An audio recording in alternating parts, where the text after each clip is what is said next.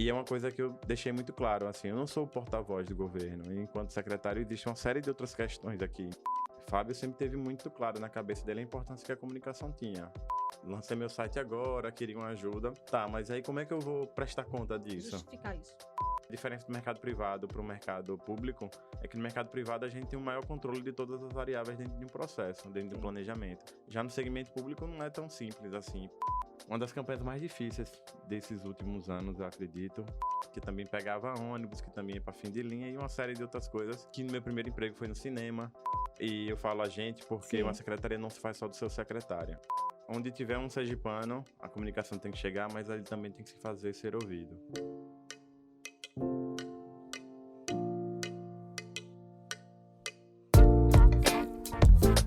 Olá, sejam todos muito bem-vindos. Está no ar o Casa de Sopapo, o seu podcast de política e sobre política, produzido pela Sete Comunicação Estratégica, sua empresa de assessoria e media training, com o apoio, claro, da Link Rádio Web. Eu sou Kátia Santana e neste episódio nós vamos conversar com Cleon Menezes, que é secretário de Comunicação Social em Sergipe. Cleon é publicitário por formação, pós-graduado em Design e Comunicação Digital, mestre em Educação, foi presidente da Sindicato das Agências de Propaganda do Estado de Sergipe e professor em instituições de ensino. Ele também ganhou o prêmio Lâmpada de Bronze no Festival Brasileiro de Publicidade da Associação Brasileira de Propaganda, a ABP, com o case João e Lica, que eu estava aqui relembrando que é uma delícia esse negócio, esse case, eu não sabia que era dele. Além de publicista latino-americano, Seção Sergipe, no Festival de Publicidade de Gramado, em 2015. Cleon Menezes, muito bom estar com você por aqui, um prazer enorme recebê-lo.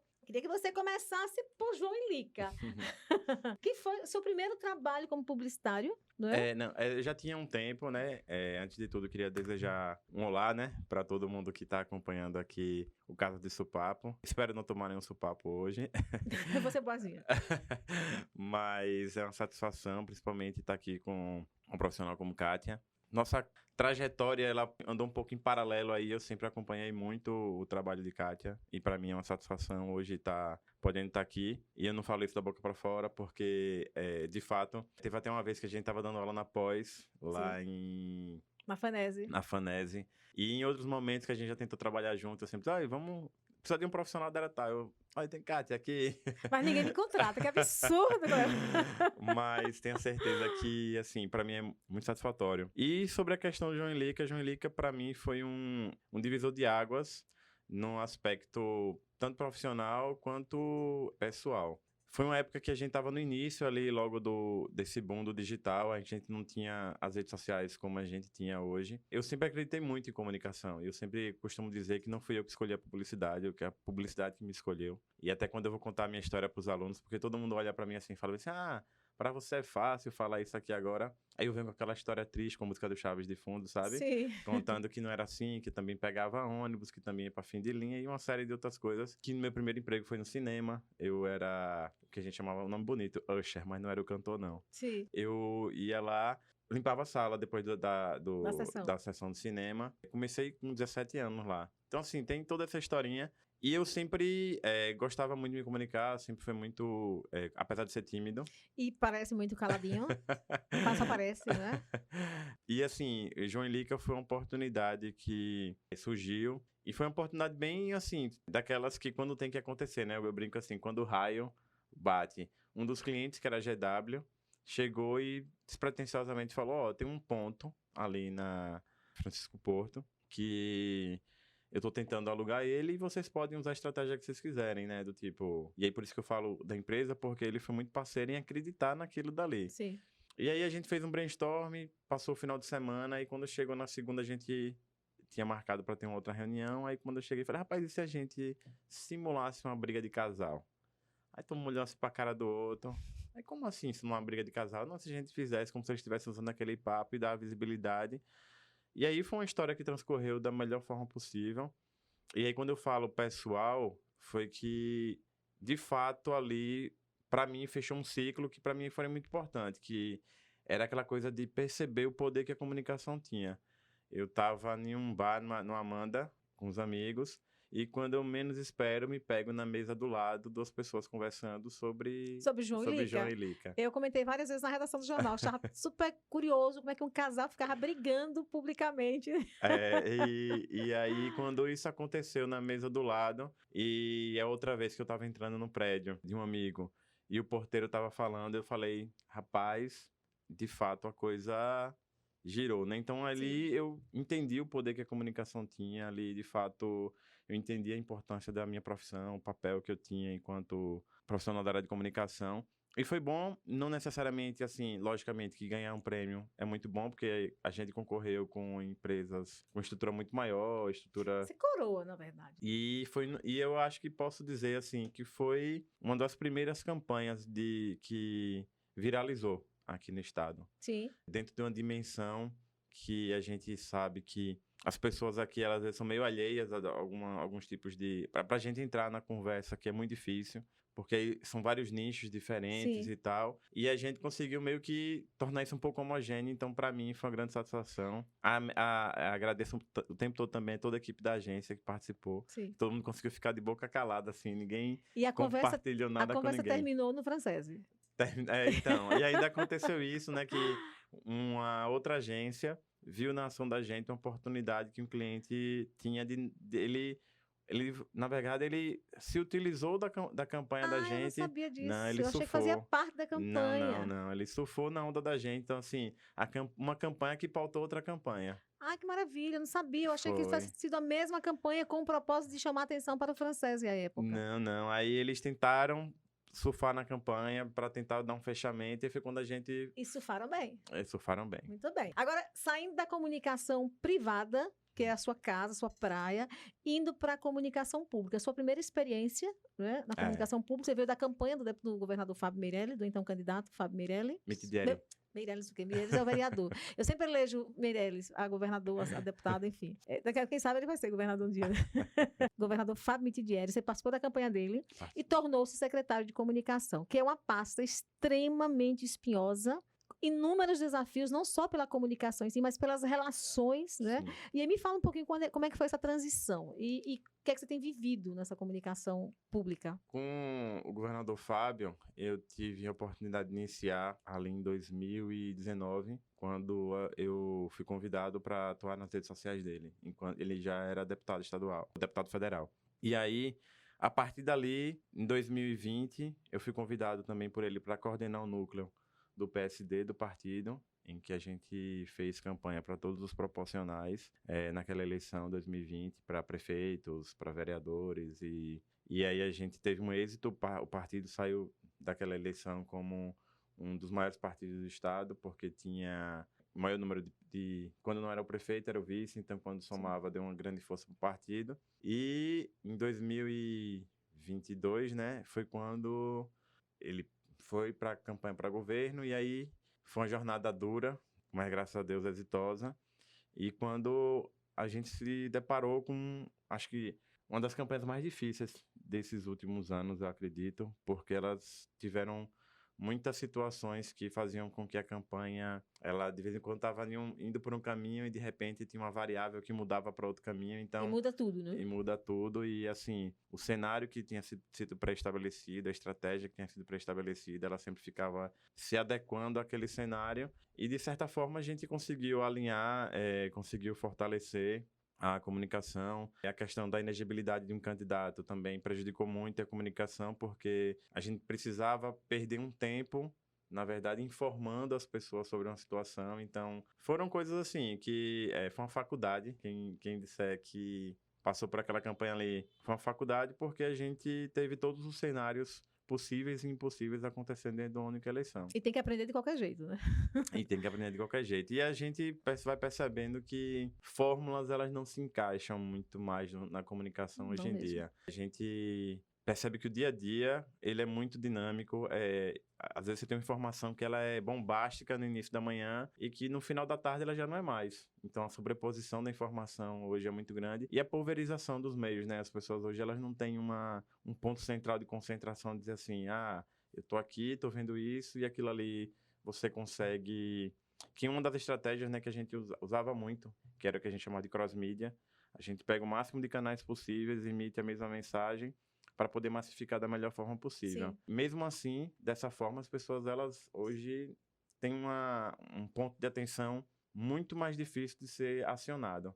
Tem um modelo de campanha, por exemplo, que era o que a gente chamava de teaser, né? Quando você gera uma ação para gerar uma expectativa para depois dar uma resposta. Por exemplo, hoje no mercado isso é quase que impossível. Sim. Né? Não digo que não é possível, porque na comunicação se pode tudo, mas porque a gente está muito fragmentado E a nos meios. agilidade é outra, né? O processo de comunicação mudou muito, mudou tudo. E aí, às vezes, você bota aqui, hoje à tarde vai ter isso. Aí, de repente, uma hora alguém bota, chegou à tarde, é isso aqui, agora ela já ocupou seu espaço, já perdeu ali, Sim. não tem como voltar atrás. E daí para o convite para ser secretário, como é que foi esse aceite? Então, ele me chamou lá na casa dele para conversar comigo e disse que ele acreditava muito, ele tinha uma coragem muito grande nesse sentido, porque ele queria mudar, né? Ele queria fazer com que as coisas de fato acontecessem. E havia uma torcida fora aqui enorme, você sabe disso, né? Os colegas torciam por essa mudança e pelo nome de Cleon, especialmente, né? Existia essa somação de energia aí, para que houvesse, porque assim, passou-se muito tempo as mesmas figuras secretariando, com exceção de Givaldo Ricardo, que não era secretário, era superintendente, mas exercia a mesma função na prática, né? Foi a única exceção, os demais eram as mesmas figuras que a gente viu a vida toda, não que fosse pecado, ou fizessem mal, fizeram bem quando fizeram, mas precisa mudar, essa alternância de poder é necessária. E ele conversou comigo, me disse mais ou menos, e aí tem uma frase que ficou comigo assim, olha, eu sei o que eu quero, eu só preciso que você materialize isso como. Então, tem um alinhamento na forma de pensar do governador, com o que eu imagino também, e ele deu total autonomia para montar a equipe, né? Hoje a SECOM, ela tem uma estrutura, um corpo técnico bem diversificado, e a gente consegue, dentro da equipe, montar os fluxos de trabalho, então tudo acontece de uma forma que a gente consegue dimensionar. Logicamente que existem diversas variáveis, né? Como a gente já conversou aqui, da questão política, de mercado e tudo mais. Mas... A gente conversou em off. Não fala ao vivo. Todo mundo quer saber desse negócio.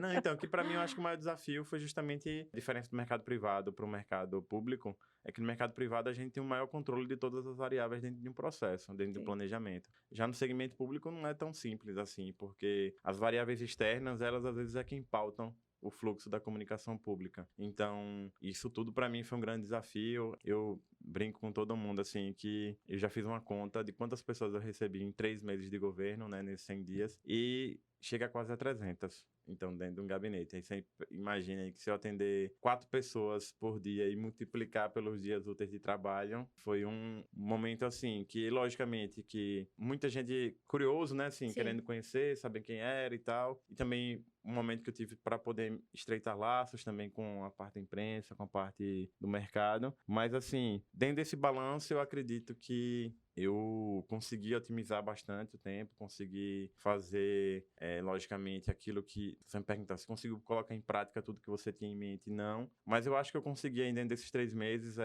fazer a famosa troca de pneu com o carro andando.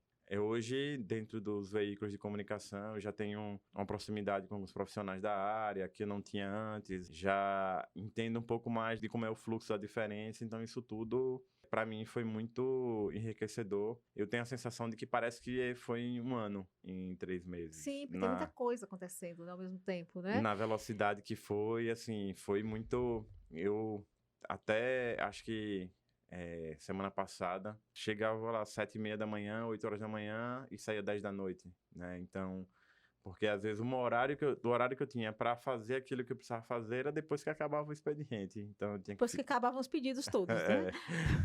Aí eu tinha que sentar, ir lá e colocar na prática. E assim, sem falar da parte de acompanhamento do governador, né? Então, fazia uma viagem no domingo, segunda tinha um evento, terça a gente chegava aqui, 7 da manhã já tinha inauguração, 10 horas já tinha outro momento. Então, assim, a dinâmica também do próprio governador, que é o que a SECOM também tem que dar cobertura, né? Fez com que a gente também suasse bastante. Mas, assim, acredito que a gente já está conseguindo entrar num fluxo de trabalho em que já sabe qual é o ritmo, já sabe como as coisas funcionam, já sabe quem é quem, o que falar, o que pedir, o que orientar. Então, acho que o fluxo está começando a andar de uma forma bem positiva. E eu sou muito grato também, como eu falei, à equipe que eu consegui fazer com que estivesse lá, assim, Marta Mendonça, superintendente, ela tem um papel muito importante, porque ela é quem coordena as Ascons nas outras pastas, Sim. Laísa na parte de marketing, Janaína na parte de eventos. Então, assim, se eu fosse citar aqui, eu citaria o nome de todos eles individualmente, porque cada um Sim. tem um papel muito importante. Você falou de uma coisa interessante, que é essa aproximação com os colegas, até os que você não conhece. A pasta da comunicação, ela é muito visada porque é a pasta que libera dinheiro para os veículos de comunicação, né, para os pedintes da comunicação, aquela coisa toda, que é um horror, mas é real. E isso fazia com que, provavelmente, os secretários anteriores meio que se blindassem. Quem tinha acesso, mas quem não tinha, ele não se expunha para evitar esse tipo de coisa e evitar também a pancadaria, que é muito comum também. Não podemos negar isso, né? Às vezes você fica na mira de uma metralhadora giratória, porque você não pagou nada, você não deu nada. Isso é real, infelizmente. E nós vimos também de uma realidade onde os governos financiavam muito a comunicação, as comunicações privadas, os veículos, os jornais. Infelizmente, os impressos praticamente acabaram justamente porque deixaram de ter o governo como grande patrão, grande patrocinador. E aí você põe a cara, mas põe a cara certo de que vai levar tapa de vez em quando, vai levar sopapo de vez em quando, mas também sabe dizer não e sabe se posicionar. Como é que funciona essa relação, essa coisa com você? Então, é uma das coisas que eu tenho como premissa básica, e aí eu tenho como obrigação, e isso é um dos pilares, né, da comunicação, onde tiver um sergipano, a comunicação tem que chegar, mas ele também tem que se fazer ser ouvido. E grande parte das vezes, quando a gente pensa em Estado, né? Recentemente eu estou fazendo um levantamento do que é a comunicação no Estado, quantos veículos de comunicação tem, quem são as pessoas que estão envolvidas, sindicatos. Então, esse foi um trabalho também que a gente estava fazendo em paralelo, porque até a rádio comunitária é importante. Sim. Dentro desse processo. E como eu estava falando antes, por a gente viver num segmento muito... A comunicação, ela está muito fragmentada, grande parte das vezes eu preciso mandar um pouquinho da mensagem em cada lugar para poder fazer com que aquela mensagem chegue como um todo. Então, a cobertura da informação, que antigamente era muito prático, assim, eu pegava uma TV, veiculava uma informação lá e, ó, ok, tá resolvido, todo mundo vai estar sabendo disso. E agora não funciona assim. Sim. Então...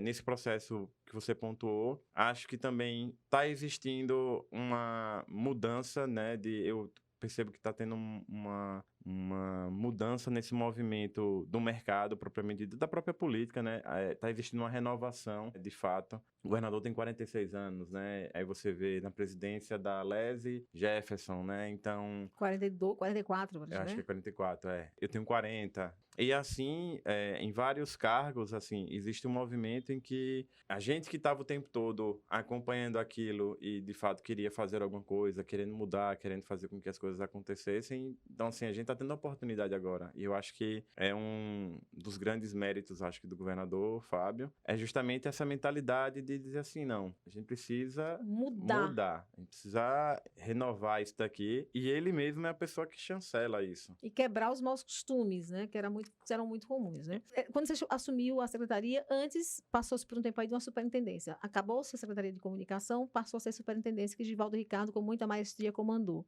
Quando você foi convidado, você condicionou, tipo assim, volta à secretaria e mais superintendência, ou foi naturalmente que surgiu isso? Fábio colocou lá na campanha, no plano de governo dele, a recriação da SECOM. Ele já tinha isso lá previamente definido, justamente por ele saber da importância e por ele ser um governador extremamente comunicativo. Então, de certa forma, eu acredito que, logicamente, você governar numa pandemia não é fácil, né?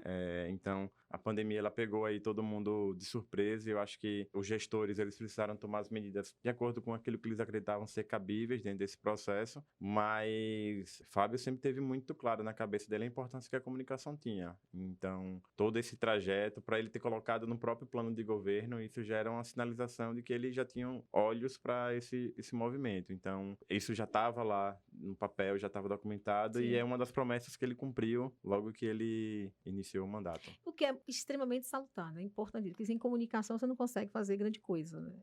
Ou faz as coisas e ninguém sabe que fez, né? E também entender que, assim, eu acredito muito, assim como no mercado privado, eu tenho visto no mercado, agora no público, comunicação, ela é uma metodologia que, se ela não partir da liderança da ponta, por exemplo, ela tem que ser institucionalizada, né? Não adianta eu ser contratado, eu sempre digo assim, a melhor empresa do mundo em comunicação, ela tem um gestor que entende da importância que a comunicação tem. E não, normalmente, nessas grandes empresas, a gente percebe um alinhamento do departamento de comunicação ligado diretamente às tratativas estratégicas da empresa, né? Então, desde um lançamento de um produto a um posicionamento de marca, então tudo isso influencia diretamente. E assim eu venho acompanhando também no mercado público, se a comunicação ela não estiver ligada diretamente ao governador, ao prefeito, a quem quer que seja, ou seja, ao líder daquela parte da comunicação pública, eu acredito que ela não tem potencial de ter efetividade. Porque isso tem que estar institucionalizado. Perfeito. É maturidade também, né? Maturidade. Porque se você não tiver maturidade para entender a importância dessa comunicação, você perde muito aí. Né? E temos, infelizmente, vimos isso muito, né? No passado bem próximo, mas a pandemia também nos trouxe essa nova perspectiva, né? Alargou-se essa necessidade essa percepção de que há uma necessidade premente de que a comunicação seja feita de forma efetiva. Sim, até porque a comunicação ela pode prejudicar quando não é dita e ela prejudica quando ela é falada da forma equivocada. É verdade. Então, eu sempre brinco assim, veja, não falar não é uma opção. Silenciar pode ser uma resposta desde que ela seja planejada para que seja dada dessa forma. Sim. Então, eu sempre fui muito daquele que sempre entendi a importância que a comunicação tinha justamente baseado nessa mentalidade, porque na sala de aula, quando eu estava como professor, eu sempre dava um exemplo aos alunos. Veja, tem marcas aí que ela tem um valor de marca muito maior do que o seu princípio ativo, né? Do tipo, se você pegar o parque industrial de algumas marcas aí, ele vender tudo, não chega no valor do ativo que é a marca. E a marca ela é composta de comunicação. Sim. E aí, se a gente for na esfera maior ainda, bolsa de valores, basicamente, quando a gente está olhando lá, a gente vê marcas e não vê, na verdade, às vezes, nem o que a empresa faz na atividade fim diretamente. Então, e a comunicação é quem sustenta aquilo dali. Então, eu sempre digo que o que diferencia, às vezes, um pequeno negócio de um grande negócio é justamente a mentalidade de comunicação que aquela empresa tem. Perfeito. Logicamente que dá César o que é de César, não, a gente tem negócios que nascem para ser com aquele formato, com aquela estrutura, e eles vão seguir daquela forma, mas existem outros negócios que, e quando eu falo de comunicação, as pessoas acham que é só propaganda, assim como também não é só jornalismo, não é, existem uma série de outras metodologias que... É um cross-mídia mesmo, né? Você tem aí você trouxe uma palavra bem, que é isso, você tem vários eixos comunicacionais que precisam estar alinhados e fazer essa comunicação chegar onde quer que tenha gente para recebê-la. E eu acredito também porque, assim, grande parte das vezes as pessoas negligenciam, né? Um exemplo, uma comunicação interna mal feita, você não pode achar que você vai ter êxito na comunicação por fora, porque a coisa começa de dentro para fora. Então, a forma... E quando eu falo comunicação é em tudo. A forma como um gestor se comunica como colaborador, isso influencia. Sim. E eu acho que é um somatório desses pequenos atos, né? Que fazem com que as pessoas entendam a importância que a comunicação tem. Sim. Cleo, e como é a relação com os colegas? Nós sabemos que hoje praticamente todo mundo tem um site, todo mundo tem um programa de rádio, enfim, tem N formas de se comunicar e de colocar aí à disposição para gerar visibilidade para o próprio governo. Como é que tem sido essa relação com os colegas, considerando que, vou dizer aí, todos eles precisam sobreviver e querem sobreviver e buscam no governo o principal patrocinador? Como é que é isso? Como é que é dizer não, muitas vezes? Então, eu tento sempre trazer uma perspectiva prática. Veja, lancei meu site agora, queria uma ajuda. Tá, mas aí como é que eu vou prestar conta disso? Justificar isso. Né? Então, assim, e eu deixo muito claro que não é uma questão pessoal, né? É uma questão de que eu vou responder por aquilo, né? Por tudo aquilo que é feito. E é uma das questões que me trouxeram um grande impacto, assim, Sim. eu digo, do mercado privado para o mercado público, é porque, às vezes, tem coisas que parecem ser incipientes, né? Mas, dentro de uma estratégia, elas têm importância muito grande do que, necessariamente, a gente achar que só as coisas grandes é que funcionam. Vou dar um exemplo para ser mais claro. Às vezes, eu vou contratar um digital influencer que ele tem lá 1.000 seguidores e, dentro da estratégia, para mim é muito importante por causa do engajamento que aquele cara tem. Só que às vezes, se eu for para uma parte prática, as pessoas elas olham um indicador de que, não, influenciador é quem tem 50, 60 mil. Não, depende da minha estratégia. Às vezes eu prefiro falar com 10 pequenos influenciadores que tenham um engajamento ali que eu veja que é uma coisa sólida, ele já tem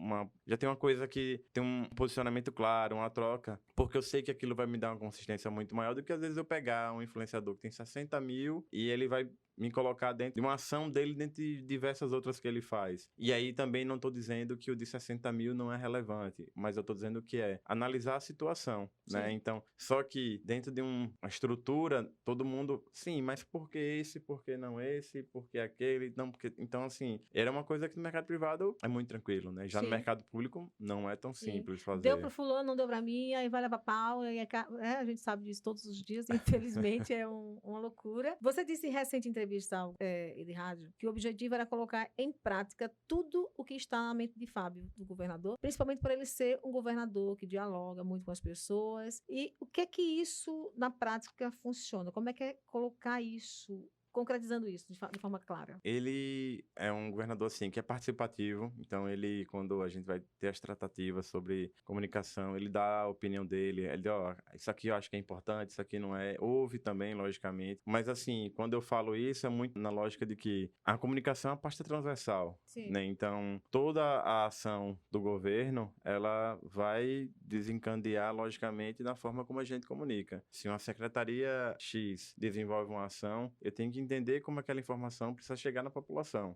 Então, qualquer tipo de informação qualquer projeto, qualquer tipo de materialidade que se tenha dentro da uma ação de governo, eu preciso encontrar uma forma de fazer com que aquilo chegue a quem deve chegar. Sim. E aí vou dar um exemplo, uma secretaria como a SEAGRE, que é uma Secretaria de Agricultura. Então ela tem informações e projetos que às vezes não tem uma necessidade de chegar a um público A, mas aquilo ali precisa chegar no público D. E aí para chegar no público D, eu vou ter que entender que o caminho é aquele outro. Então, e é dessa forma também que eu acho que a gente consegue contemplar vários meios de comunicação. A partir do momento que eu entendo que o site de local tal é importante e, logicamente, que eu não vou botar num ponto de comparação. Não é que um veículo A, por exemplo, eu não tenho como comparar uma TV com um blog e tal. Mas para aquela informação, aquele blog ele pode ter uma relevância muito maior do que Sim. o da TV. Então, Então, é estratégia pura. É pensar como alcançar os públicos de acordo com a mensagem. E aí, aquela máxima, né? O meio é a mensagem.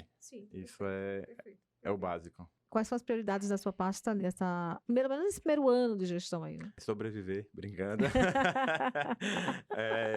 Trabalhando 20 horas por dia.